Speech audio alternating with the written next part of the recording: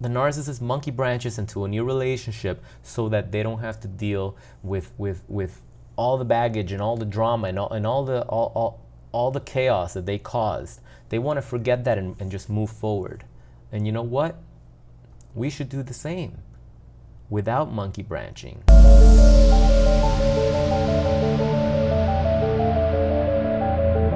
Yo, welcome back to another exhilarating episode of Psychopath Exposure. My name is Kira, and today we're going to be talking about narcissistic monkey branching.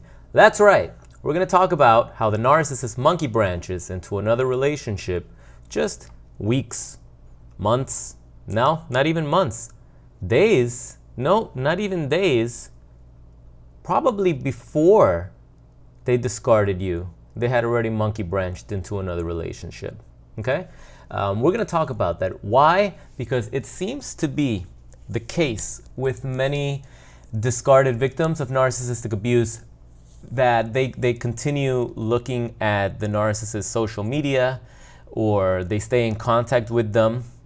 And what's the narcissist going to do to continue getting their supply and to continue getting their high from torturing you and abusing you? They're going to let you know, or they're going to let it be known that there's already someone else that has replaced you. And I don't care how much initial healing you think you've done, that shit still stings. And you guys know it. You know it stings, especially if you've been with someone for a long time, if you were married, especially if you have children with these predators, and you find out that there's another person, that they may have been cheating on you with this other person while you guys were together, and now you discover that with you out of the way, now they're happily ever after, and they're walking into the sunset together, and they're gonna have that house with a white picket fence, they're gonna have new kids and the dog and the cat, and they're gonna go on all the vacations that you guys talked about going to, all that delusion. You know why I call it delusion? Because it was never real to begin with, and it's never going to be real with the new supply either. The narcissist cannot stand the sight of themselves. They hate who they are. You know, this whole narcissist thing, like it's a disorder, narcissist personality disorder, but the word narcissist comes from like being vain, right? That vanity. And there's a Greek mythology. It goes back into all those stories, which I'm not going to get into right now, at least not in this video. But when you're so vain and you're constantly admiring yourself, what's really going on is you're looking for flaws because you feel that you're not perfect. So any little wrinkle, any little imperfection in your face, in your clothes, and your hair, or whatever, it's enough to ruin your day. All right, so now you got to consider the disorder in itself is that, but with a magnifying glass, super exaggerated, completely disordered, completely flipped and just skewed from a healthy, normal, functioning individual. They don't like themselves. So when they tell you that they're going to work on themselves, they can't even face the fact that they're such losers. They need to monkey branch into another relationship so that the attention they get from that new relationship fills that void and that self-hatred that they have for themselves. All right? The new relationship, that new love interest, the validation that they get, the sex, the new intimacy, the new experiences that they're having with this new romantic love interest, that's kind of like putting a band-aid on their imperfections, on their insecurities, on their failures. A lot of times these narcissists realize what they've done and they're not exactly proud of it. Not every narcissist is 1000% evil. Some of them actually feel really shitty for hurting good people, and they internalize that as, wow, I'm such a piece of shit that this is what I did. I don't deserve happiness. Therefore, see, that's the thing. That's the key ingredient here. I don't deserve someone as good as you. I don't deserve happiness. I'm a piece of shit. Therefore, I'm going to go off and do what the fuck I want. I'm not going to have to explain myself to anybody. I'm not going to hold myself accountable to anything. I'm just going to do whatever, and I'm going to block out any sense of rationality, any sense of, holy shit, like what I'm doing is not cool. What I'm doing is even worse than what I did to my ex. They block out that voice of reason, and they do it very easily because they have a disorder. A lot of them don't even have the level of empathy or any empathy at all to even understand that, to even see clearly. Some of them are so filled with rage that their master plan failed, that the relationship didn't work, that they lost that very important source of supply that was going to carry them through and help in their shortcomings. Like, they found a source of supply that was going to provide for them all the things that they destroyed for themselves, and everything looked nice and dandy for the future, and they fucked up with you, but now at least this person came in and everything is good. And then they ruined that. They ruined that because of what they are. And they can't sit and they can't sit with those feelings. You know how I tell you guys, you have to sit with these emotions. You can't just start dating someone right away either, because all you're going to do is project all this trauma onto them. You're going to be super hyper vigilant. Some of you may not even be able to even be intimate with this new partner because you're so scarred, and you're still walking on eggshells. You're still in high anxiety. You're still having panic attacks, and you're going to scare off the new person.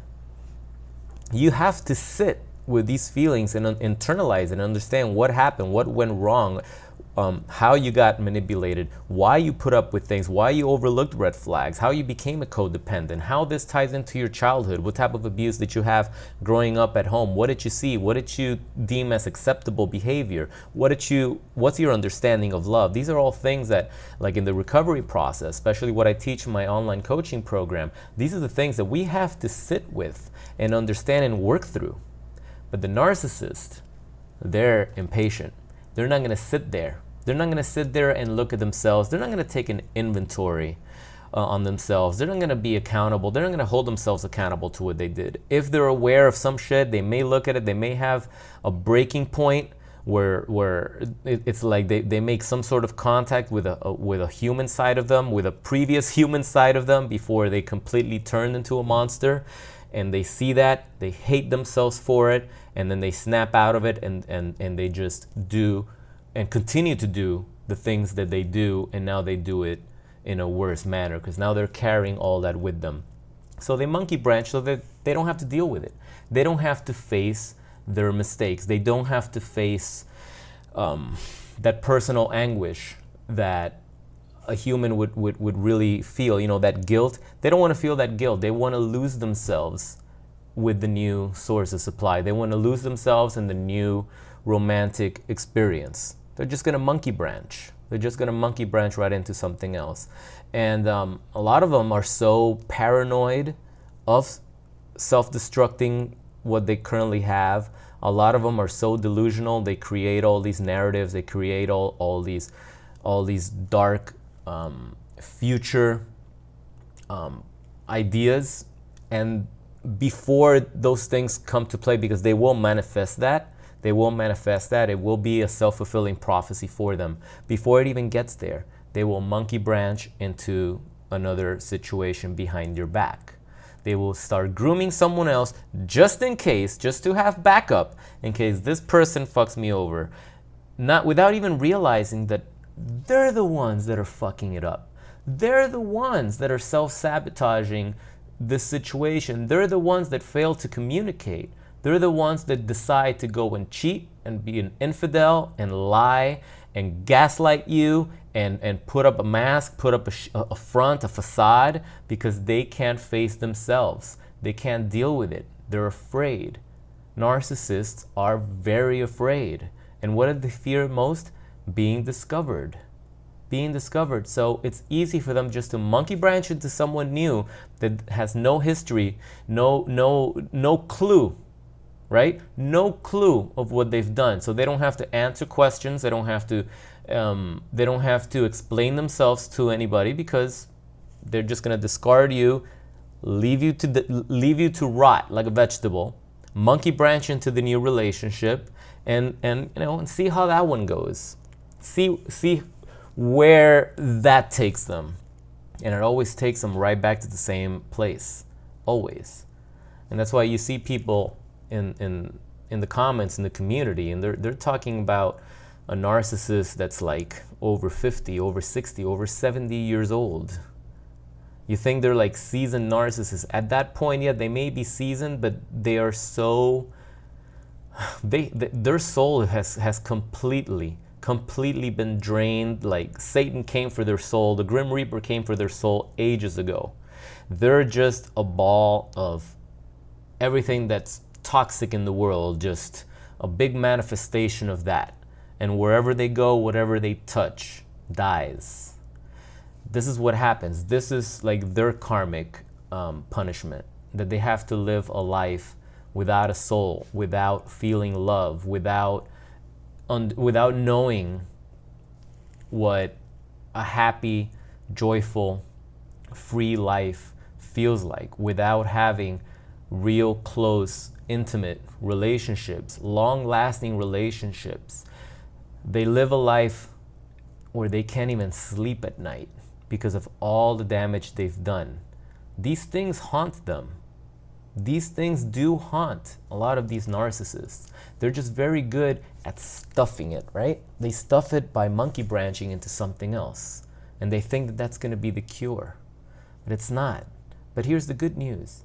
It's not up to us to fix them. It's not up to us to cure them. We didn't cause that disorder. We didn't cause that act of war that they declared on us. We didn't cause them to betray us that way. It wasn't our fault. It wasn't your fault. This is what the narcissist did. This is what narcissists do. You see? They are living and walking and breathing a karmic punishment. It's like hell, purgatory, all those places combined. That's their punishment. You guys think that they're so happy now and that they deserve this and that, whatever. You really believe that? Do you really believe that? I mean, how much work have you done? How much information have you actually consumed and understood and put to the test? Right? You're just not going to figure this out overnight. This is the long game. We're playing the long game here. Over time, you realize that these people that are constantly living a lie and gaslighting and manipulating, triangulating, trying to get to the top, they're going to crash. They're going to crash hard. And you know what? Waiting around to see that is a waste of life. I would rather go live my best life. I would rather go do something epic, not just something, a million things over and over again, and continue rebuilding and making my life the best that I could possibly make it while I'm still here. Because I already know how it's going to go down for the narcissist. I already know how it's going to go down for whoever they date. It sucks. It sucks for them. It really does. But I'm grateful to be out. I'm grateful to have dodged a bullet. That's the real secret ingredient there, is to understand and to have that gratitude, to realize that it's like, hey, as bad as this was, I dodged the bullet because I got out. I got out, and I gave them a million chances, and they proved time and time again that they are incapable of healing from this, incapable of living up to their promises, incapable of being loyal, incapable of being honest, incapable of being healthy. So, it doesn't matter how long it takes. Doesn't matter how long it takes. If you're out, or if you have the opportunity to get out now, that's the blessing. That's the gift. Don't worry about them. Don't worry about them.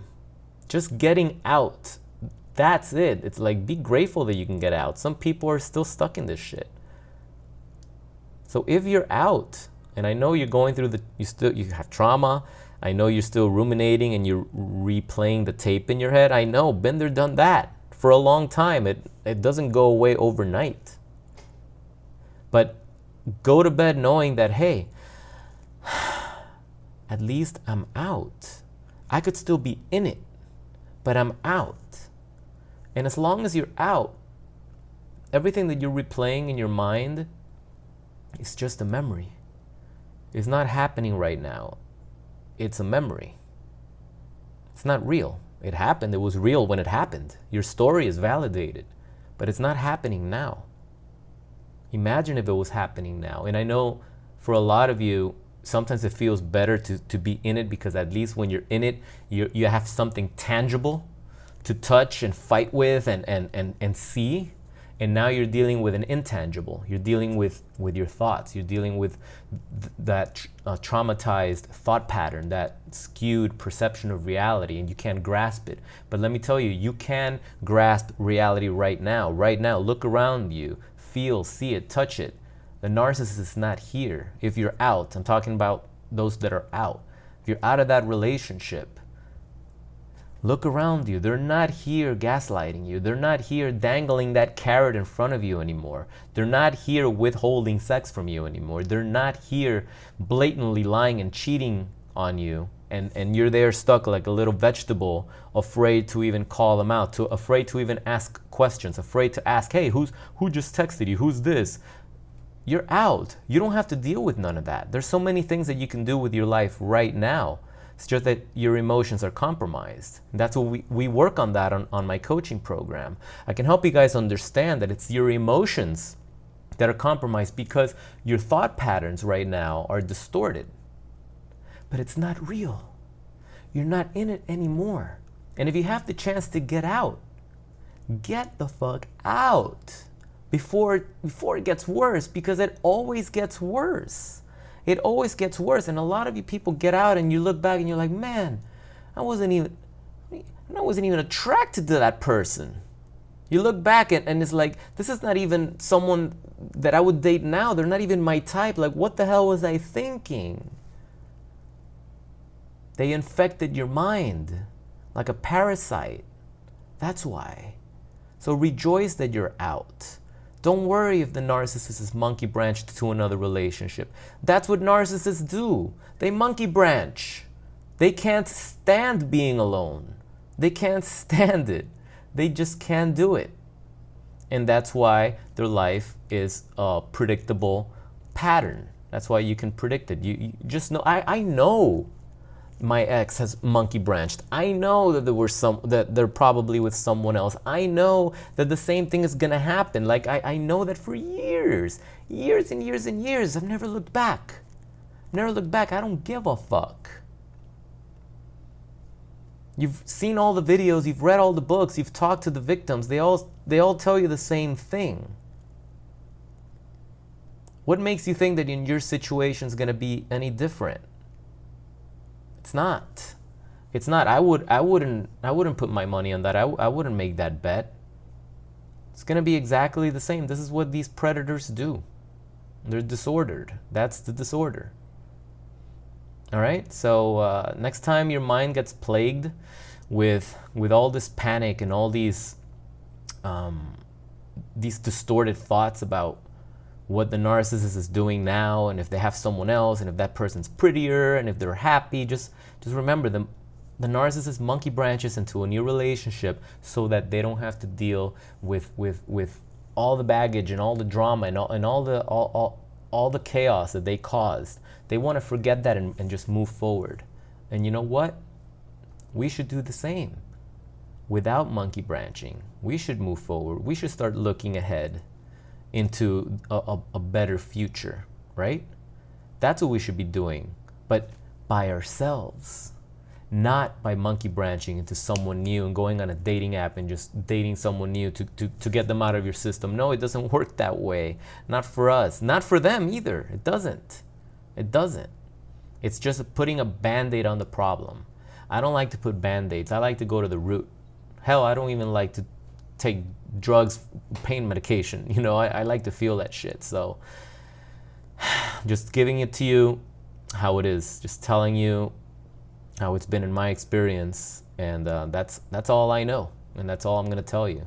So thanks for sticking around. Please subscribe to the video so that you can help the community grow. Subscribe, click on the bell icon so that you can get notified when a new video comes out. And please, if you've watched to the end, please give a like on the video. It only takes less than a second to click on that like button. It took me like an hour to make this video. So I would greatly appreciate that, and definitely share your stories, how your narcissist monkey branched, and hopefully you can find the humor in knowing that they're doing that because that's the way they handle their toxic piece of shit life, right? Don't look at it like, oh my God, how could they do this to me? They're not doing anything to you. It has nothing to do with you, nothing, okay? So don't take that shit personal, because believe me, it's when you understand that this has nothing to do with you and has everything to do with them, it relieves you of that burden. It relieves you, and you're gonna walk with a lighter load on your back. All right? So thanks again for your love and support. If you're interested in working directly with me, click the link below at my website, psychopathexposure.com/coaching, and I'll send you details on how you can get on my online coaching program. All right, hope you guys are having an amazing day, and I look forward to speaking with you soon. Talk to you later. Peace.